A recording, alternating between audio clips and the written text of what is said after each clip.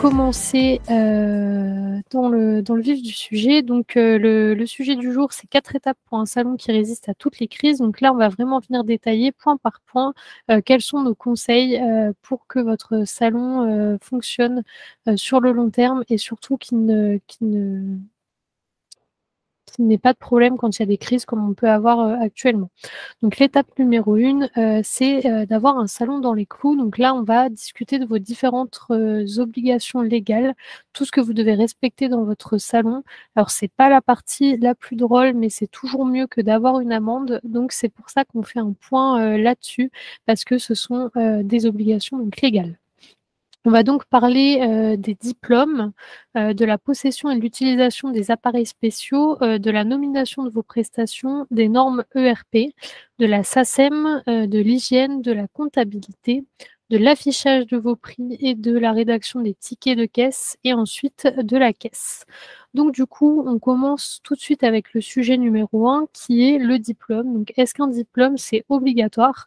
Donc dans votre cas, vous êtes considérés comme des artisans, à moins que vous ayez énormément d'employés, mais c'est rarement le cas. Donc du coup, pour avoir ce titre d'artisan, vous devez être titulaire d'un CAP ou d'un BEP. Il existe également d'autres diplômes homologués, mais c'est beaucoup plus rare. Et si vous ne disposez d'aucun diplôme, vous devez justifier de 3 ans d'expérience, bien sûr, dans le domaine dans lequel vous exercez. Et attention aussi, vous devez bien être inscrit obligatoirement à la chambre des métiers pour commencer votre activité. Donc ça, c'est le premier point au niveau des diplômes.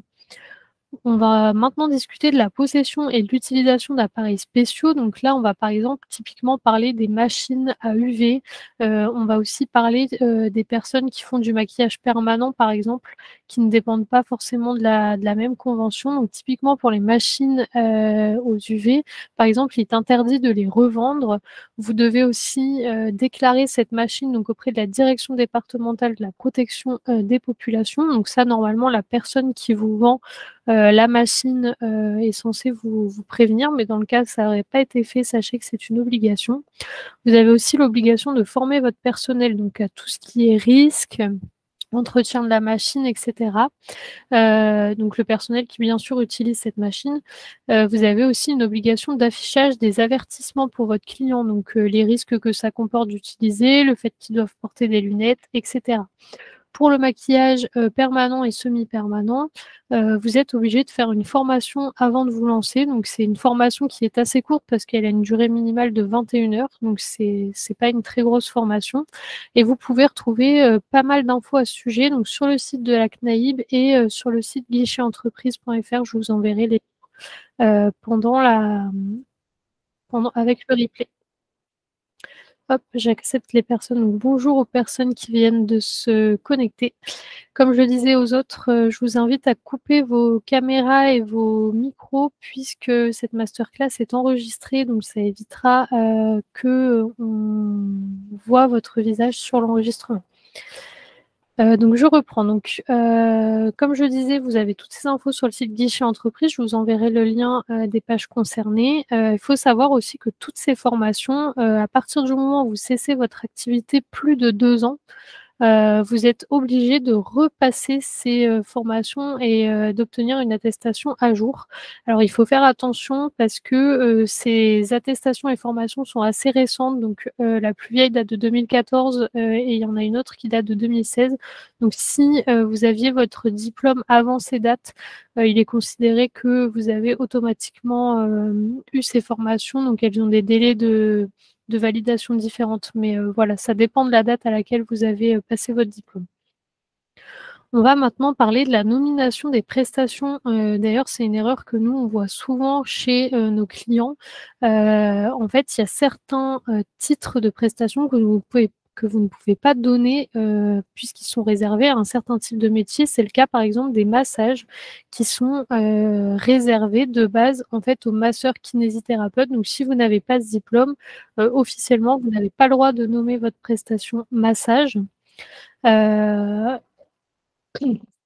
contre, vous pouvez les appeler modelage. Alors, il faut savoir qu'il y a eu un une jurisprudence en fait en cours de cassation qui a accepté le fait que les massages soient nommés massages s'il y a le terme bien-être et que vous n'utilisez aucun mot qui a un rapport avec la santé, que vous n'allez pas dire que c'est un massage qui va soulager le dos, par exemple, et cetera. Ça, c'est quelque chose qui n'est pas possible. On va aussi parler des ongles. Donc, par exemple, pour les ongles, tout ce qui est les prestations de manucure, et cetera, c'est soumis à une qualification professionnelle. Donc, l'activité de prothésiste ongulaire, ça consiste dans la pose et la dépose d'ongles, de faux ongles, de décoration ou de vernis, et cetera, mais pas à la réalisation de manicure. Donc, faites bien attention à ça. Je vois que quelqu'un a levé la main, mais c'était peut-être une erreur parce que c'est parti. N'hésitez pas si vous avez des questions, comme je le disais, à les poser dans le chat ou à vous les noter et puis on en discute à la fin de la masterclass pour voir si je peux vous répondre. Donc du coup, voici pour la nomination des prestations. Vous avez ensuite à respecter des normes ERP. Donc ERP, c'est établissement recevant du public. C'est l'ensemble des mesures qui ont pour but d'assurer la sécurité des personnes, de favoriser l'alerte et l'intervention des secours s'il y a un souci dans votre local. Donc concrètement, on va vous demander d'avoir des dispositifs d'alarme et d'avertissement, d'avoir des moyens de secours contre les incendies, d'avoir des éclairages de sécurité. Vous savez, c'est les petits éclairages qu'il y a au-dessus des portes et qui restent allumés même quand il n'y a pas d'électricité. D'avoir un plan d'évacuation, de tenir un registre avec les différents contrôles, de faire valider votre installation électrique, etc. Donc là, vous pouvez retrouver la liste complète de ces obligations sur le site entreprendreservicepublic.fr. Donc faites attention parce que les amendes dans les contrôles ERP sont assez élevées, donc c'est vraiment quelque chose qui prend un peu de temps à comprendre au début, mais qui est vraiment très utile. Déjà le jour où il y a potentiellement un souci, et puis aussi pour vous, vous évitez les amendes. On va maintenant discuter de la SACEM. Donc la SACEM, c'est l'organisme chargé de la gestion collective des droits d'auteur et son objectif, c'est de collecter et de répartir le droit des auteurs, compositeurs et des éditeurs de musique. Donc là, pareil, c'est une erreur qu'on voit régulièrement chez nos clients. On a beaucoup de personnes qui utilisent en fait Deezer ou un autre système de musique. Il faut savoir que vous n'avez pas le droit d'utiliser Deezer ou la radio dans votre salon, sauf si vous avez un compte professionnel. Donc c'est possible sur Deezer, etc., d'avoir un compte professionnel, mais si vous avez un compte personnel, vous n'avez officiellement pas le droit de diffuser cette musique chez vous. Vous pouvez diffuser de la musique libre de droit, donc ça, vous en trouvez sur YouTube ou sur différents sites internet, mais si vous diffusez une autre musique, vous devez en fait payer la SACEM. Et donc la SACEM, elle est calculée en fonction de votre nombre d'employés, de votre type de sonorisation, et ça coûte en moyenne à partir de 150 € l'année. Donc faites bien attention à ça aussi. Au niveau des normes d'hygiène, vous devez bien sûr former vos employés aux différentes normes d'hygiène. Vous devez régulièrement vous laver les mains, stériliser, désinfecter vos outils de travail. Au niveau des règles, il y a aussi une grosse attention qui est portée à l'utilisation des outils à usage unique. Donc ça, c'est quelque chose qui est régulièrement contrôlé, ainsi que l'usure de vos outils.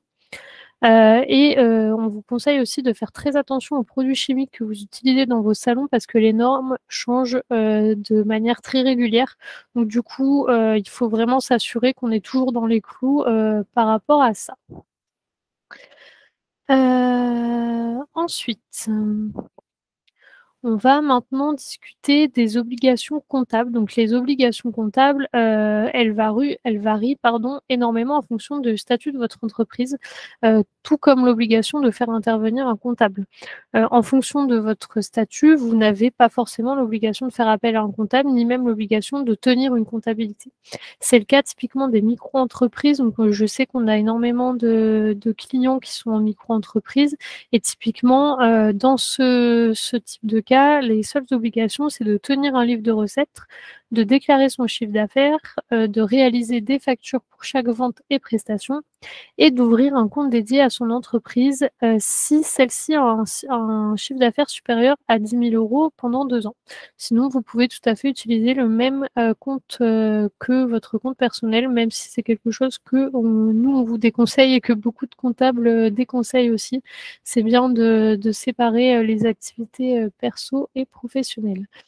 Au niveau des obligations comptables, donc faire appel à un comptable n'est pas toujours obligatoire, ça c'est quelque chose qu'il faut bien savoir, mais attention à bien gérer votre comptabilité parce que les amendes en cas de contrôle fiscal sont assez élevées, donc on parle de sommes allant jusqu'à 7 500 € par erreur. Donc ça peut vite coûter très très cher et c'est là dans ce cas qu'un logiciel de gestion peut vraiment vous être utile parce que là pour le coup vous savez que vous êtes dans les clous et ça peut quand même grandement simplifier votre gestion comptable. On va maintenant discuter de l'affichage des prix et des tickets de caisse. Donc, grande question qu'on a régulièrement, est-ce que les prix doivent être affichés dans votre salon? Et la réponse est oui, c'est obligatoire d'afficher le prix de vos prestations et des produits qui sont vendus dans votre salon. Vous ne pouvez pas poser un produit sans en indiquer le prix de manière visuelle. Donc pareil, là, l'amende est assez salée parce que c'est jusqu'à 15 000 € d'amende pour un mauvais affichage des prix. Donc faites bien attention à ça. Est-ce que du coup, vous devez obligatoirement donner un ticket ou une facture à vos clients? Alors, c'était le cas jusqu'à assez récemment parce que la loi a changé, depuis février 2022 et maintenant l'impression systématique d'un ticket n'est plus nécessaire. Il faut demander aux clients, en fait, s'ils souhaitent l'avoir ou non. Donc, typiquement, nous, dans notre logiciel, vous avez 3 options: l'envoyer par mail, l'imprimer ou ne rien faire. Donc attention aussi au niveau des règles sur les tickets de caisse parce que c'est souvent une copie de ce ticket de caisse qui sert à justifier votre comptabilité. Donc même si vous ne le donnez pas au client, vous derrière, vous devez avoir un justificatif. Donc même si on ne le donne pas physiquement, c'est bien d'avoir une trace de ce que vous avez fait ou à défaut d'avoir eu un ticket, de faire une facture, même si le client ne la souhaite pas. On va donc parler après des obligations, de ce qu'il faut mettre sur les tickets. Donc là, il faut faire attention à ce que vous inscrivez sur vos tickets puisqu'il y a énormément d'obligations comptables. Vous allez avoir par exemple les obligations de date, les obligations de TVA, etc. Donc faites bien attention à la rédaction de vos tickets si vous en faites. Ne passez pas par n'importe quel logiciel qui n'est pas certifié, qui ne respecte pas les lois. Il y a vraiment énormément de contrôle là-dessus, donc faites bien attention à ça. Donc typiquement, là, on parlait de l'affichage. Donc un ticket de caisse, vous voyez, vous avez obligation de mettre la date et l'heure de l'émission du ticket, le nom et l'adresse de votre salon, le prix en hors taxe, le taux de TVA, etc. On va maintenant parler de la caisse certifiée. Donc ça, c'est pareil, c'est une question qu'on a vraiment de manière très régulière, surtout de la part des personnes qui ne sont pas encore équipées d'un logiciel. C'est est-ce que la caisse certifiée, c'est obligatoire ou non? Donc là, tout dépend aussi du statut de votre entreprise. Donc cette obligation ne concerne que les salons qui sont assujettis à la TVA. Les micro-entreprises ne sont pas concernées par l'obligation d'avoir une caisse certifiée. Et si vous êtes assujetti à la TVA, c'est encore oui et non. En fait, c'est dès lors que vous utilisez un logiciel de caisse, alors il est obligatoire que ce logiciel soit certifié. Par contre, si vous n'utilisez pas de logiciel, forcément, vous n'avez aucune obligation à ce que ce soit certifié. Vous n'êtes pas obligé d'utiliser une caisse. Donc, faites attention au logiciel que vous utilisez. Alors, je sais qu'il y a énormément de personnes présentes aujourd'hui qui utilisent le nôtre, donc là, pas d'inquiétude, nous, on est bien certifiés, on respecte bien la loi. Si vous n'utilisez pas notre logiciel, demandez bien l'attestation à votre éditeur de logiciel, parce que c'est quelque chose qui est obligatoire. Est-ce que vous pouvez utiliser Excel ou Word à défaut d'avoir un logiciel? Et ben là, c'est gros non. Attention, la loi exige une grosse sécurisation au niveau de la conservation et de l'archivage des données que vous avez sur vos clients. Et Word ou Excel ne viennent pas assurer cette fiabilité. Et donc, du coup, si vous voulez, vous pourriez avoir un modèle de facture que vous pouvez du coup rédiger, imprimer sur le coup, mais pas enregistrer. Vous ne pouvez pas venir enregistrer l'adresse d'un client dans votre ordinateur. Donc pareil, si vous avez sur Excel un fichier client avec le nom de vos clients, son numéro de téléphone, etc., ça c'est interdit. Donc à partir du moment où vous avez une trace d'enregistrement d'informations sur vos clients dans votre ordinateur et que ce n'est pas fait dans un logiciel certifié, vous êtes en dehors des clous. Donc du coup, nous là, par rapport à tout ce qu'on vient de se dire au niveau de la comptabilité, nous, on vous déconseille très fortement d'utiliser Excel, que ce soit pour votre compta ou votre fichier client. Comme on vient de le dire, pour le fichier client, c'est interdit. Pour votre comptabilité, à moins d'être un as d'Excel, vous allez perdre quand même pas mal de temps à faire ça. Pour suivre vos factures et vos statistiques, c'est juste impossible à partir du moment où vous n'avez pas les infos qui sont regroupées au même endroit et savoir avoir toutes ces infos de statistiques, clairement, c'est ce qui va vous permettre de savoir si vous êtes rentable, qu'est-ce que vous vendez le mieux, quelles sont les prestations qui plaisent le plus à vos clients, etc. Et ensuite, dernière raison pour laquelle on vous déconseille fortement de bricoler, entre guillemets, c'est vraiment que c'est un sujet compliqué, la comptabilité et les réglementations, et que bricoler, ça peut vite coûter très cher. Comme je vous le disais, on parle d'amendes qui sont à plusieurs milliers d'euros. Donc là, pour un salon, généralement, je ne connais pas la taille des salons des personnes qui sont présentes à cette masterclass, mais généralement, quand on commence à parler d'amendes à plusieurs milliers d'euros, ça peut faire très mal. Donc voilà, ne bricolez pas. Allez voir votre comptable, rapprochez-vous d'un logiciel qui vous permettra d'avoir toutes les informations et d'être bien dans les clous. Et en plus, en utilisant un logiciel, vous allez aussi payer moins cher votre comptable parce qu'il aura quand même beaucoup moins de travail à faire. Donc voilà pour cette partie vraiment réglementation. On va maintenant passer à une autre partie qui est toujours pas très drôle, c'est le fait d'avoir un salon rentable. Donc là, c'est clairement tous les chiffres qui vont devenir votre ami, ceux de votre comptable et de votre banquier. C'est un gros sujet. Nous, quand on prend le contrôle chez des clients, on voit parfois des tarifs qui nous font vraiment très peur, surtout pour nos clients, en fait, parce qu'il y a un gros syndrome de l'imposteur là-dessus. Les gens ont souvent l'impression d'être trop chers ou pas assez compétents, ça fait pas assez longtemps que leur salon est ouvert, etc. Mais il faut vraiment faire attention au calcul de vos tarifs. Ça ne vous aidera pas que de vous mettre des tarifs au plus bas. Donc là, pour ça, on va discuter de comment bien calculer vos tarifs et ensuite des chiffres à connaître et à analyser pour pouvoir voir ce qui fonctionne, ce qui ne fonctionne pas dans votre salon, comment agencer votre agenda et puis vos choix en fonction des chiffres. Donc du coup, pour bien calculer vos tarifs, il y a quand même pas mal de choses à prendre en compte. Donc nous, on vous conseille vraiment de venir calculer quel est le coût, quelle somme d'argent vous avez besoin chaque mois pour payer l'intégralité de vos factures. Donc là, on va parler typiquement de votre rémunération et celle de vos employés si vous en avez.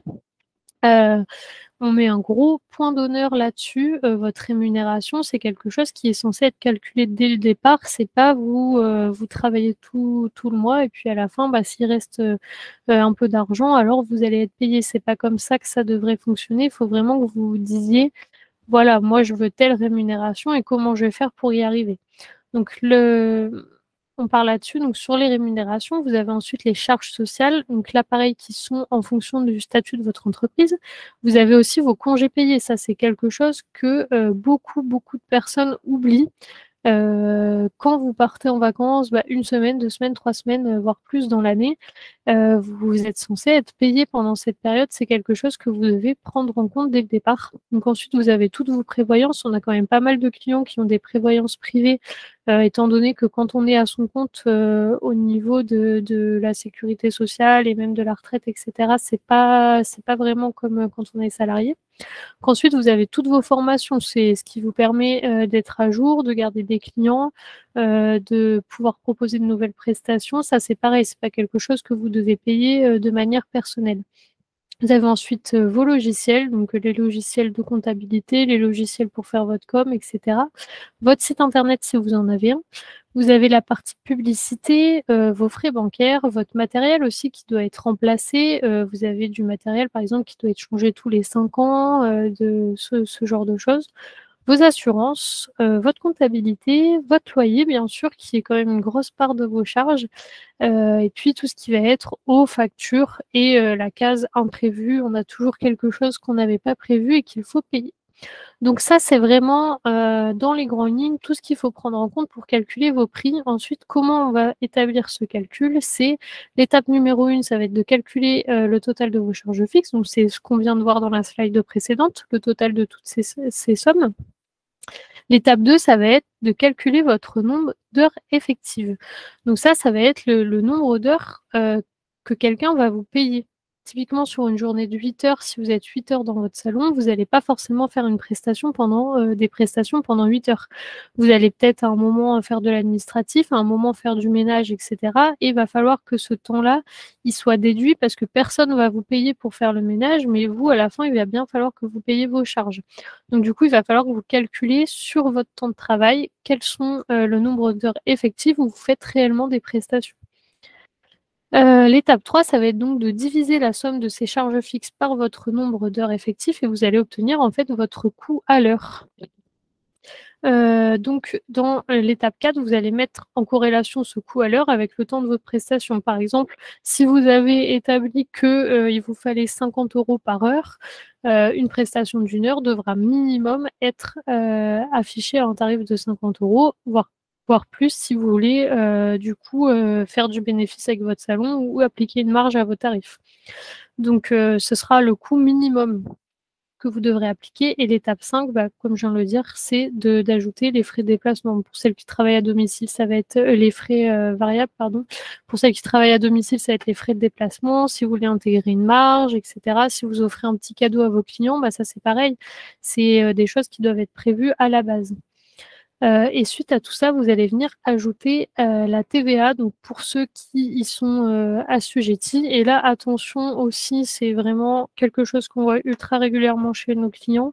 Quand vous ne prévoyez pas, quand vous êtes en micro-entreprise et que vous prévoyez un jour de passer en entreprise, prévoyez dès le départ en fait la TVA, quitte à ce que ce soit de la marge pour vous dans un premier temps, parce que ça va être très compliqué d'expliquer à votre clientèle que du jour au lendemain, vos tarifs augmentent de 20%. Donc faites bien attention là-dessus. Donc voilà, nous, le calcul qu'on a établi pour calculer vos heures. Sachez qu'on va normalement intégrer dans une prochaine version un système de calcul dans le logiciel directement. Donc ensuite, vous avez les données que vous devez analyser et pourquoi les analyser. Donc on va parler dans un premier temps de votre chiffre d'affaires par jour. Pourquoi on vous conseille de connaître ce chiffre et de bien le garder? Ça va vous servir à 2 choses. Donc juste avant là, on a discuté de votre besoin en fait en termes de chiffre d'affaires, donc pour payer vos charges fixes, le minimum dont vous avez besoin. Et si vous divisez cette somme par le nombre de jours effectifs travaillés dans le mois, vous allez avoir une idée de votre objectif de chiffre d'affaires à faire par jour en fait, à atteindre chaque jour. Donc si vous faites le point chaque soir, vous allez savoir à peu près où vous en êtes. Imaginons que vous avez déterminé qu'il vous fallait un chiffre d'affaires de minimum 1 000 €, et vous allez pouvoir vous dire que ce soir, OK, je suis un peu en dessous, OK, je suis un peu au-dessus, savoir où vous avancez dans le mois, si vous allez devoir mettre en place des actions et des objectifs parce que vous voyez que voilà, on est le 20 du mois, vous n'avez pas du tout atteint votre objectif, comment vous pouvez faire pour augmenter votre chiffre d'affaires avant la fin du mois. Ensuite, vous allez pouvoir analyser donc votre CA par jour. Il va vous permettre de savoir quand ouvrir et fermer votre salon ou si vous devez mettre une action, par exemple, en place sur un temps spécifique. Typiquement, si vos chiffres d'affaires sont toujours plus importants le jeudi et qui sont plus faibles les lundis, vous pouvez en conclure 2 choses. Si vous devez fermer un jour votre salon, si vous décidez de travailler un jour de moins dans la semaine ou vous avez un rendez-vous important à prendre, etc., vous allez savoir dès le départ que Là, dans cet exemple, il faudra privilégier une fermeture le lundi et surtout pas fermer un jeudi qui est votre plus gros jour de la semaine. Pareil, si vous êtes quand même ouvert le lundi, bah, vous pouvez vous dire que tous les lundis, il y a une offre spécifique pour essayer de faire venir des clients. Donc tous les lundis, il y a 10%. Enfin, à vous de voir ce que vous souhaitez mettre en place, mais ça va vraiment vous permettre d'ajuster en fait votre comportement en fonction de votre chiffre d'affaires. Bien sûr, il faut avoir un petit peu de recul sur son chiffre d'affaires pour voir s'il y a vraiment des tendances qui se dégagent sur des jours spécifiques. Donc ensuite, on va pouvoir discuter de votre chiffre d'affaires par prestation. Donc ça, c'est une donnée qui va pouvoir vous servir à 3 choses. Elle va vous permettre de savoir quelle prestation fonctionne le mieux, en tout cas celle qui rapporte le plus d'argent à votre entreprise. Donc c'est quand même ce qui est en finalité le plus important. Et vous allez pouvoir adapter votre stratégie à cette information. Par exemple, soit vous allez faire plus de pubs sur cette prestation entre guillemets favorite de vos clients parce qu'elle attire facilement la clientèle, ou alors au contraire, vous allez dire non, bah, cette prestation en fait elle fonctionne bien toute seule, j'ai pas besoin de faire de la pub et au contraire, je vais plutôt investir sur la communication, sur une autre prestation qui fonctionne un peu moins. Ça pareil, c'est une question de stratégie de votre part. Ensuite, vous allez pouvoir aussi, tout faire pour que cette prestation donc là, grâce à votre chiffre d'affaires par prestation, vous allez savoir quelle prestation vous ramène le plus d'argent et vous allez pouvoir, vous dire: «OK, c'est sur cette prestation que je dois rester au top niveau». Donc c'est vraiment là où, vous allez devoir être facilement disponible pour vos clients, que vous devez faire des formations pour rester à la pointe de la technologie sur cette prestation. Parce que le jour où vous allez devenir moins performant sur celle-ci, vous allez perdre énormément d'argent. Et pour finir, bah, du coup, si vous devez un jour supprimer une prestation, vous allez vite savoir laquelle des prestations rapporte le moins à votre salon. Donc, du coup, vous allez savoir sur laquelle passer moins de temps ou passer plus de temps. Typiquement, une prestation qui rapporte énormément d'argent à votre salon, vous en avez assez de la faire, etc. Bah, c'est peut-être là où vous allez devoir vous dire, est-ce qu'il ne faut pas que je prenne quelqu'un qui va venir tous les lundis faire X prestations parce qu'elle rapporte de l'argent au salon et qu'il vaut mieux, même si moi je n'ai plus envie de la faire, la sauvegarder. Donc ensuite, on va discuter de votre chiffre d'affaires par collaborateur. Donc ça, c'est une donnée qui va principalement vous servir comme levier de motivation en fait auprès de vos collaborateurs. Pour celles et ceux qui en ont, vous allez pouvoir les challenger sur les ventes additionnelles ou encore leur chiffre d'affaires sur leur mois pour leur donner une prime, etc. C'est quelque chose qui fonctionne assez bien. Et d'ailleurs, nous, dans le logiciel, on avait intégré, suite à pas mal de demandes de clients, un système de primes, enfin pas de primes, d'analyse du chiffre d'affaires de vos collaborateurs et de pouvoir fixer leurs objectifs et qu'ils suivent tout ça à travers leur logiciel. Donc du coup, au niveau des données, vous avez maintenant la donnée, donc le panier moyen. Donc le panier moyen, ça représente la somme qui est moyennement dépensée chez vous. Donc cette donnée, elle peut vous servir et c'est vraiment une donnée qui est ultra importante, par exemple pour bien optimiser vos nouvelles offres. Imaginons que votre panier moyen dans votre salon, il est 70 € et que vous envisagez de mettre en place de nouvelles offres. C'est vraiment un chiffre que vous devez avoir en tête parce que si votre nouvelle prestation est beaucoup plus chère que 70 €, qui est votre panier moyen, alors elle risque de peu se vendre. Vous avez peu de clients qui dépensent une somme plus importante dans votre salon. Par contre, à contrario, si elle est moins chère que votre panier moyen, bah, ça risque de le faire baisser puisque les clients dépensent en moyenne 70 €. Si vous leur proposez une offre qui est à 40-45, bah, peut-être que les clients vont plus aller vers cette offre. Donc, il faut vraiment avoir ce chiffre en tête. Ensuite, c'est une donnée qui va vous servir aussi si vous souhaitez mettre en place des coffrets, des packs de prestations, de cures, etc. C'est généralement le bon tarif à adopter pour un pack parce que c'est en moyenne ce que les gens dépensent chez vous. Donc, c'est une somme qui leur est facile, entre guillemets. Et pour finir, c'est aussi le montant que vous devez connaître si vous souhaitez mettre en place une remise à partir de X € d'achat. Si votre panier moyen il est à 70 €, et ben vous pouvez dire que vous avez une remise à partir de 75 €. Ça va faire doucement augmenter votre panier moyen et à contrario, il ne faudra pas mettre ce plafond à plus bas que votre panier moyen.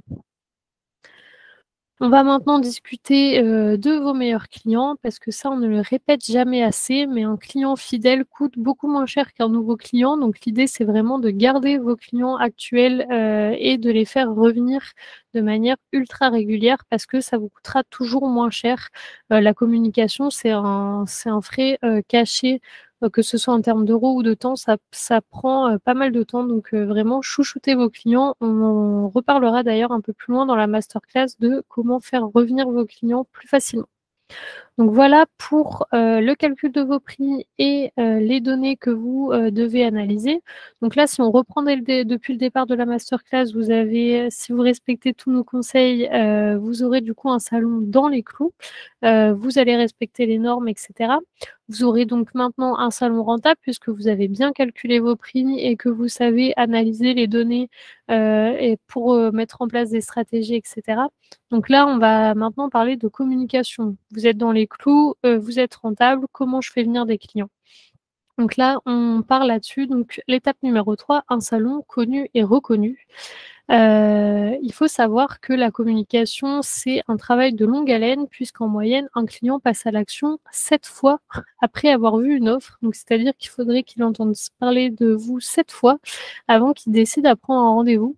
Donc on communique jamais assez, on a souvent l'impression d'en faire trop, mais il faut vraiment partir du principe que les clients ne vont jamais consommer l'intégralité de votre communication. Vous êtes la seule personne à savoir tout ce que vous faites en termes de communication. Un client ne verra jamais l'intégralité. Donc ici, on va discuter de votre client idéal, de comment être connu localement et de l'utilisation des réseaux sociaux. Donc votre client idéal, alors c'est un mot que tout le monde ne connaît pas et c'est souvent une partie qui est oubliée ou bâclée lors de la création de votre salon et pourtant c'est vraiment une base dans la communication. Parce que clairement, vous pouvez être la meilleure de France si vous ne communiquez pas, si vous ne savez pas à qui vous voulez parler et quels sont les clients que vous devez attirer, et ben il se passera rien du tout, même si vous êtes la meilleure coiffeuse ou esthéticienne de France. Donc, on va voir ce qu'il faut savoir sur son client idéal et pourquoi ça peut nous être utile. Donc en fait, connaître son client idéal, c'est savoir tout simplement quand communiquer, à qui, où et quel message faire passer. Dans tous les cas, connaître votre client, ça n'a qu'un seul et unique but, c'est de savoir quel problème vous allez pouvoir résoudre pour lui. Parce que globalement, c'est tout le temps ce qu'on recherche. Si je savais, par exemple, si je savais me couper les cheveux moi-même, je ne chercherais pas à avoir un coiffeur.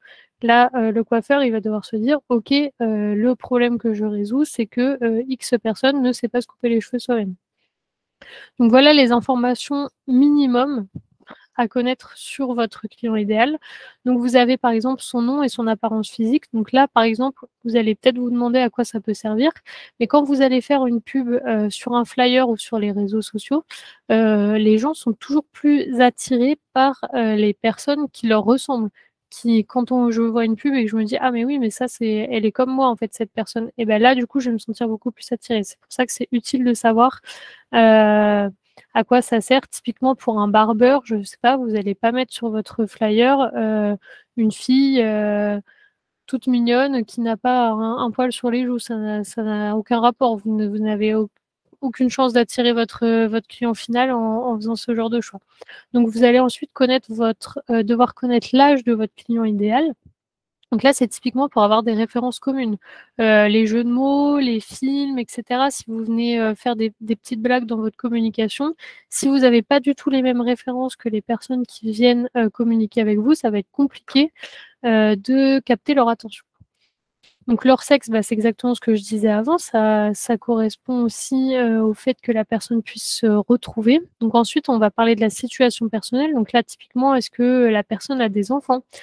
Si votre client idéal, il a des enfants, peut-être qu'il n'est pas disponible le mercredi après-midi et peut-être que ça sert à rien de mettre en place quelque chose ce jour-là ou au contraire, peut-être que vous pouvez mettre en place une action spécifique ce jour-là.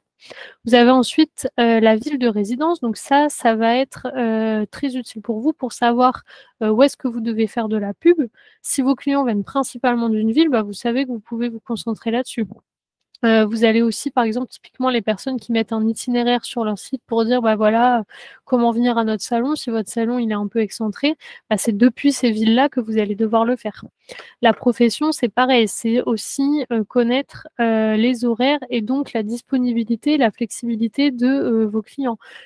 Typiquement, si votre client idéal, il travaille, à l'usine, vous savez qu'il a 0 flexibilité au niveau de ses horaires. S'il commence à 10 heures, 10 heures, c'est 10 heures. Par contre, si votre, client idéal, il est cadre, bah, lui, il est peut-être un peu plus flexible, il a peut-être des horaires un peu plus souples, et cetera. Ensuite, vous allez, avoir la notion de savoir comment il occupe son temps libre. Donc là, c'est, où est-ce que vous allez faire de la pub? Est-ce que votre client idéal, pendant son temps libre, il lit des magazines? Est-ce qu'il va dans des fêtes de village? Est-ce qu'il utilise les réseaux sociaux? C'est là que vous allez devoir vous faire connaître. Donc, voilà toutes les informations que vous pouvez récupérer sur votre client, idéal. Ensuite, vous allez devoir vous faire connaître localement. Donc pour ça, on va utiliser, 4 types de liens. Vous avez les liens directs, donc ça, c'est toutes les professions qui sont en lien direct avec vous. Vous devez vous faire connaître de vos collègues, qui ont, des professions communes avec vous. Donc, n'hésitez pas, bah, pour les coiffeurs, ça peut être les esthéticiennes, inversement, toutes les personnes qui travaillent dans un domaine similaire. Vous avez ensuite les liens de localisation. Donc là, c'est les autres commerces qui vont être à proximité de votre salon. Donc ça peut être les salles de sport, typiquement. Vous pouvez très bien vous faire connaître de la salle de sport et pourquoi pas mettre des offres en place en commun.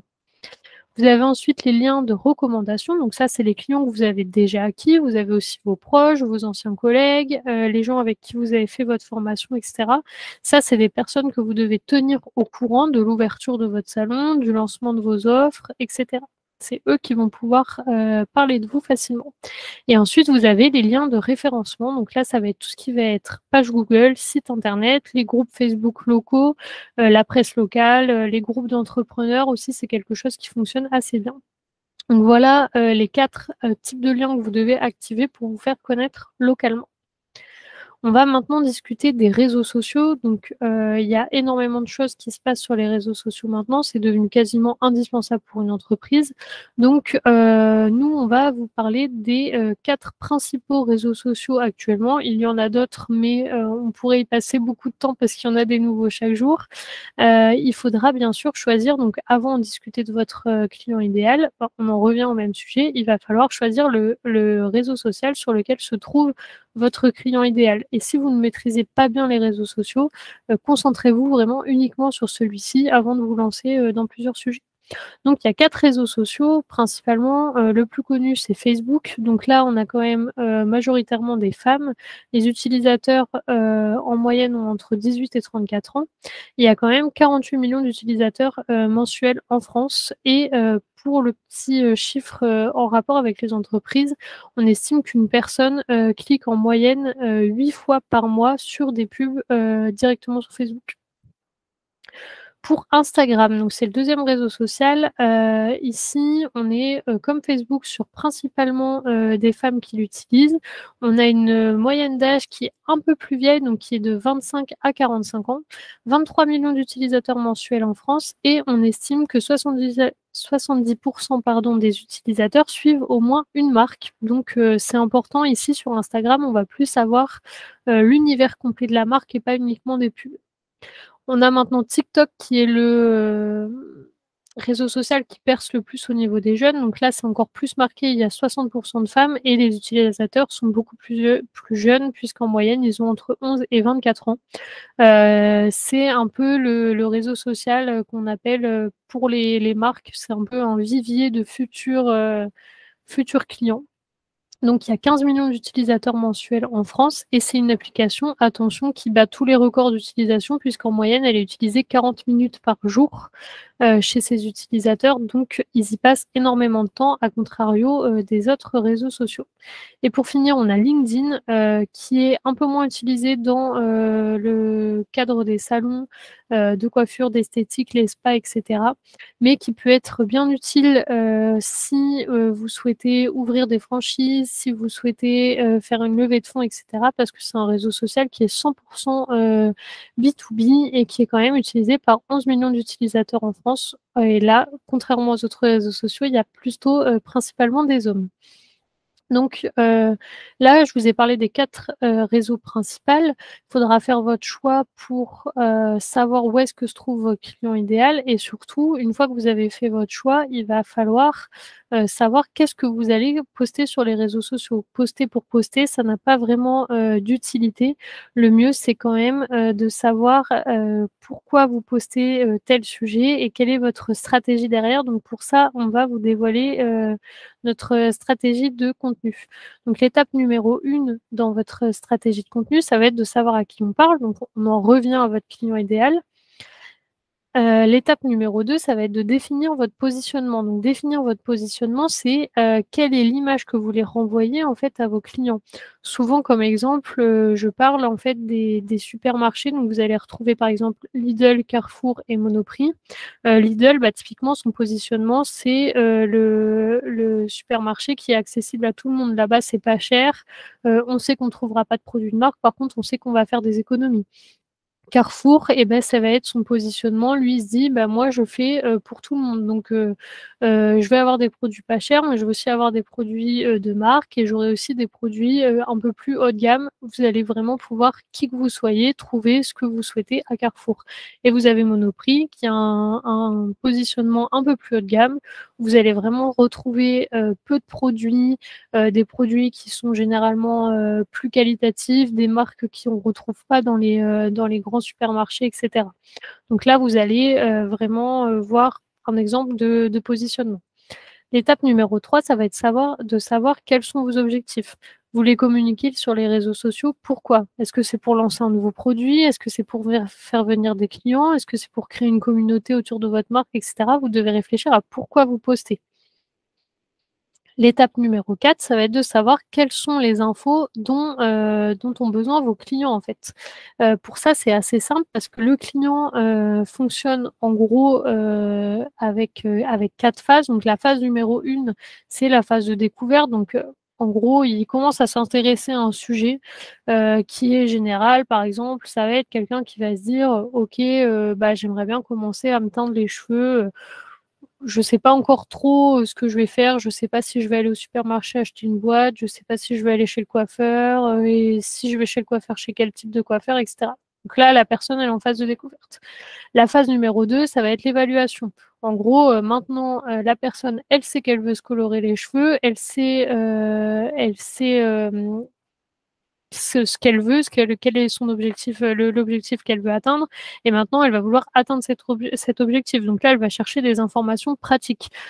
Si elle a décidé de faire une boîte, elle va chercher savoir est-ce que c'est bien, est-ce qu'il y a des dangers, etc. Donc là, les personnes, elles sont généralement plus en recherche d'aide pratique, de tutos, de conseils, etc. Et vient finalement la phase de décision. Donc c'est là que la personne va choisir la solution qui lui semble le mieux. Et donc là, elle va vouloir des informations un peu plus poussées. Par exemple, si suite à vos conseils, je reprends toujours mon exemple de coloration. Je suis tombée sur votre page et puis vous avez déconseillé d'utiliser les boîtes qu'on trouve en supermarché parce que ça peut abîmer mes cheveux, parce que ça peut rater, je peux avoir les cheveux verts, etc. Donc ça, c'est des posts que vous devez faire en amont. Maintenant, je suis décidée, je veux venir chez vous. Quel post je veux trouver chez vous? Je veux trouver le rendu visuel que vous avez déjà eu chez des clients. Je veux trouver les informations pratiques sur votre salon, sur les horaires, etc. Donc la phase 3, c'est la phase de décision où le client va vouloir des informations un peu plus poussées. L'étape numéro 5, ça va être de choisir votre type de contenu. Donc, est-ce que vous allez écrire un article de blog? Est-ce que vous allez faire un post, une étude de cas, un réel, etc. Vous allez ensuite identifier les ressources et les fréquences. Donc, qui est-ce qui va créer les posts? Est-ce que c'est vous? Est-ce que vous allez faire appel à un community manager? Avec quels outils vous allez le faire? Avec Word, avec un outil comme Canva, etc. Et quand est-ce que vous allez poster? L'étape numéro 7, ça va être donc de créer votre contenu. Donc là, avec tout ce qu'on a vu avant, normalement, avec l'étape numéro 1, vous savez à qui vous parlez. Avec l'étape numéro 3, vous savez dans quel but vous voulez parler.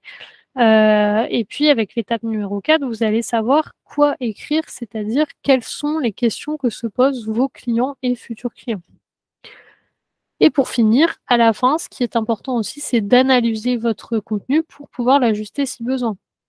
Si vous voyez que vous postez de manière ultra régulière, mais que vous n'avez pas plus, que ça de réactions, vous allez peut-être vous dire: «OK, actuellement mes posts ne plaisent pas. Pourquoi? Qu'est-ce qui a déjà plu? Est-ce que je peux recommencer?» Et cetera. Donc analyser, ça fait, vraiment partie de, la stratégie de contenu. Donc pour en revenir à, l'ensemble de cette masterclass, vous avez un salon qui est dans les clous, vous avez un salon qui est rentable. Maintenant, vous savez comment, vous faire connaître de manière locale et dans vos posts sur les réseaux sociaux et donc vous avez attiré des clients. Maintenant, il va falloir les faire revenir et rester surtout. Donc c'est l'étape numéro 4, un salon où il fait bon revenir. Donc comment fidéliser vos clients? Comme on le disait tout à l'heure, c'est vraiment, ce qui vous coûte le moins cher de faire, rester vos clients. Donc là, on va discuter de l'expérience client. On va aussi discuter du programme de fidélité et de nos conseils pour augmenter votre fréquence de passage. Donc au niveau de l'expérience client, là typiquement si vous prenez pas soin de vos clients, des clients que vous avez déjà, votre concurrent le fera pour vous et en gros l'expérience client, c'est vraiment l'ensemble des petites actions et des services que vous allez pouvoir rendre à votre client et que le client va avoir l'impression de recevoir de manière gratuite alors qu'en fait de votre côté tout était, prévu et compris, dans le tarif. Donc, toute l'expérience client, elle va se jouer sur votre personnalité. Donc, en fait, qu'est-ce qui fait que vous êtes vous? Est-ce que, vous avez une personnalité à part? Est-ce que, je sais pas, vous êtes, tatoué de la tête aux pieds, vous êtes spécialisé dans, les choses un peu rock'n'roll, un peu originales et cetera? Est-ce que vous avez des diplômes spécifiques? Est-ce que vous avez fait des concours? Est-ce que vous avez un univers, très marqué et cetera? Donc, votre personnalité. Ensuite, ça va se jouer aussi beaucoup sur les services, supplémentaires. Ça, c'est tous les petits plus qui, vont, faire plaisir à votre client, qui vont lui faire, gagner du temps ou lui donner un sentiment de qualité, supplémentaire. Donc là, typiquement, ça va être, pardon, avoir une boutique, physique ou en ligne avec tous les produits dont vous allez vous parler. Par exemple, si, vous êtes en train de faire un soin de la peau à votre client et que vous lui dites: «Ah mais ça serait génial que vous fassiez, des gommages de manière régulière et cetera», mais qu'à la fin, il ne peut pas acheter le gommage, la personne elle a un sentiment un peu d'inachevé. Le mieux, c'est quand même de lui proposer quelque chose que vous pouvez lui vendre directement après. Pareil, si vous proposez un petit espace détente qui est en libre accès avant ou après la prestation. Par exemple, un petit espace de sieste après un massage, et cetera. Vous allez avoir aussi tout ce qui va être réservation en ligne. Les clients, on le remarque, hein, ont de plus en plus l'habitude de prendre, rendez-vous en ligne et on a parfois des clients qui sont, un peu, «saoulés» entre guillemets de devoir appeler et puis ils appellent et puis le salon est fermé ou alors vous êtes occupé et puis après on passe un quart d'heure pour, trouver une date qui colle dans les 2 agendas et cetera. Tout ça, ça fait partie de l'expérience client. Si pour le client tout a été simple, c'est-à-dire qu'il a pris rendez-vous simplement, il est arrivé, il a été accueilli simplement, c'était fluide, il est reparti avec le sourire et cetera. C'est tout ça qui fait l'expérience client et ensuite, c'est les petites attentions que vous allez pouvoir, offrir à votre client et qui va lui faire penser que vous êtes proche de lui. Ça va être de prévoir, des boissons, de quoi grignoter pendant, sa prestation. Ça va lui proposer de prendre une, photo avant-après. Donc ça marche, pour les coupes de cheveux, ça marche pour les drainages lymphatiques et cetera. Ça va être aussi d'envoyer un petit SMS, par exemple, le jour de l'anniversaire du client et d'ailleurs, nous, on conseille à nos clients, ce jour-là de ne pas faire un SMS «commercial» entre guillemets, de juste faire un petit mot sympathique en disant qu'on souhaite un joyeux anniversaire au client, sans avoir derrière, «passez au salon, vous aurez, moins 10 et cetera. Vous allez aussi avoir le fait de faire référence à un achat précédent. Typiquement si, le client vient et qu'il est venu, il y a 3 mois et qu'il vous a acheté, une crème de soin typiquement, si 3 mois après vous dites à la cliente, alors au fait, vous en avez pensé quoi de la crème? Est-ce qu'elle vous a plu, la texture et cetera? La cliente va quand même se dire: «Non mais ça fait 3 mois que je lui ai acheté la crème et elle s'en souvient, c'est dingue». Alors que non, en fait, vous aviez juste l'info notée dans votre logiciel et du coup, ça vous a pris, moins d'1 minute pour avoir cette info et ça fait son petit effet. Donc ensuite, vous avez aussi chouchouter et offrir des petits cadeaux à vos clients les plus fidèles. Donc ça va être de leur envoyer un SMS pour leur informer qu'il y a un cadeau pour eux le jour de leur anniversaire ou les inviter à une soirée privée, etc. Donc il faut savoir pour tous ceux qui utilisent notre logiciel que vous pouvez retrouver les infos de quels sont vos clients les plus fidèles, ceux qui dépensent le plus ou ceux qui viennent le plus régulièrement. Pour finir, on va donc discuter du fait d'avoir un programme de fidélité. Un programme de fidélité, c'est simple. À partir du moment où la quasi-entièreté des grandes marques ont un système de fidélité, c'est qu'on sait que ça fonctionne. Eux, ils ont des dizaines et des dizaines de personnes qui sont là pour réfléchir à la fidélisation client. Et on sait que si eux le font, c'est que ça fonctionne très bien. Donc, ça va vous permettre d'augmenter votre chiffre d'affaires puisque votre client va revenir de manière plus régulière dans votre salon. Ça va vous permettre de créer un attachement aussi parce qu'à partir du moment où la personne vous aura vu plusieurs fois, aura discuté plusieurs fois avec vous, etc., on va vraiment avoir un sentiment de lien et d'attachement et on va avoir du mal à aller ailleurs.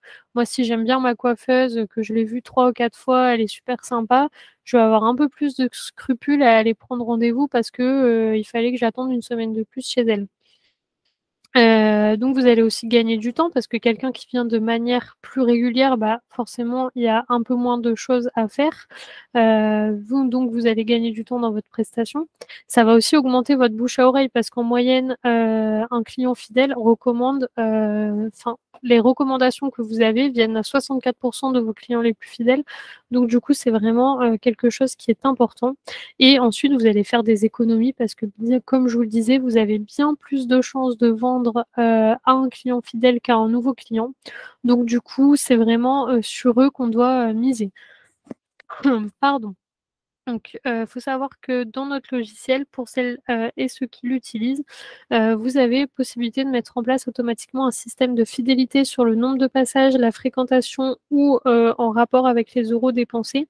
Ça se met de manière automatique si vous décidez, par exemple, que la personne elle a une réduction à son 11e passage ou à n'importe quel passage d'ailleurs, ça se fera de manière automatique. La 11e fois que la personne viendra, la réduction se fera automatiquement sur le ticket.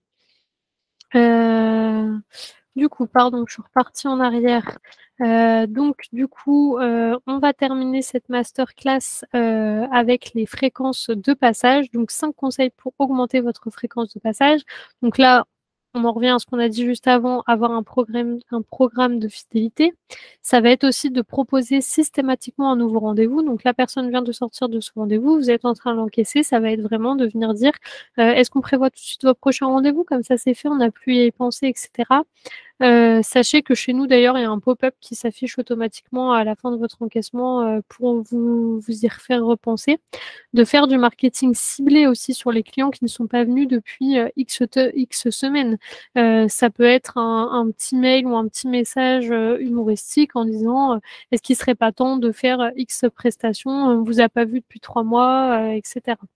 Ensuite, ça va être d'utiliser un système d'abonnement. Donc là, par exemple, quelqu'un va payer à l'avance plusieurs séances d'une prestation et va venir les faire régulièrement. Donc par exemple, imaginons elle prend 10 prestations qu'elle paye en 4 fois, du coup elle a une réduction, vous, ça vous fait de la trésorerie à l'avance et vous savez que la personne sera fidèle sur les X mois à venir.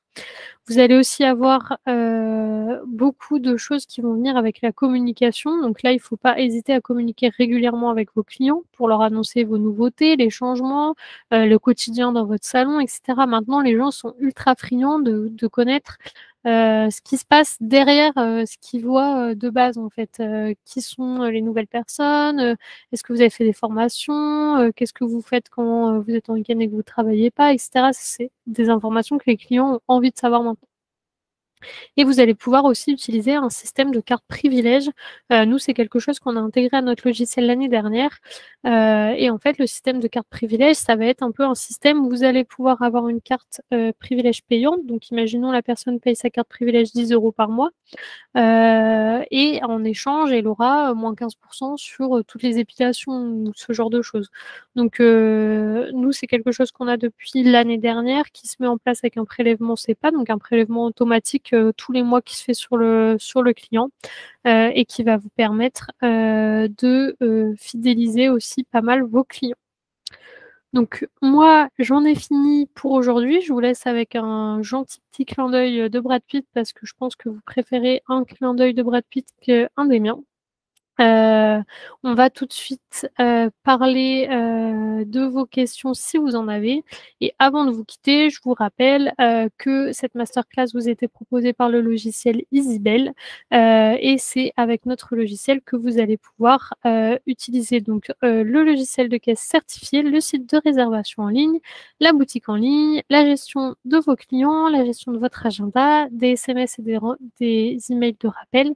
Et il y a aussi pas mal d'options à découvrir. Donc, n'hésitez pas à tester notre logiciel qui est gratuit pendant 15 jours sans ajouter de carte bleue et qui coûte à partir de 25 €.